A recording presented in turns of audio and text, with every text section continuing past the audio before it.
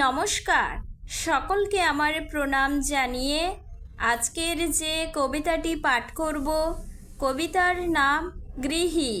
কবি হলেন সুবল চন্দ্র দাস। গৃহী হবার বাসনা ছিল, তাই তো গৃহে এলে। পিছু তোমার অশেষ টান, কি করে যাবে ফেলে। যেমন চাও তেমন পাও, কোথাও ত্রুটি নাই। খেলনা হয়ে এসব আছে, ভুলেছি সবে তাই। এই চোখেতে ছিটাই ধুলে, এই মনেতে আরও। এই ভুবনে সবাই ব্যস্ত, ছুটি নাই যে কারো। যার কাজেতে এলাম সবে, তারেই দেবে ধোকা। সব কৃতিত্ব তাহার হাতে, আমরা বড় বোকা।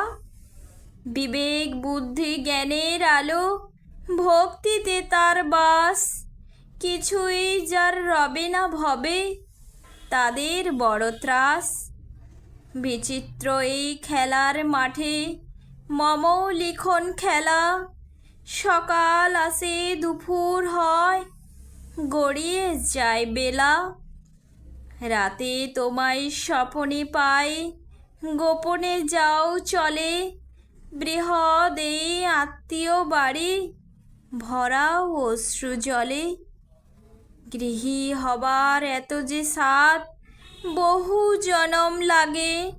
তোমাতে রই তোমাতে কই, বড় পুলক জাগে। নমস্কার।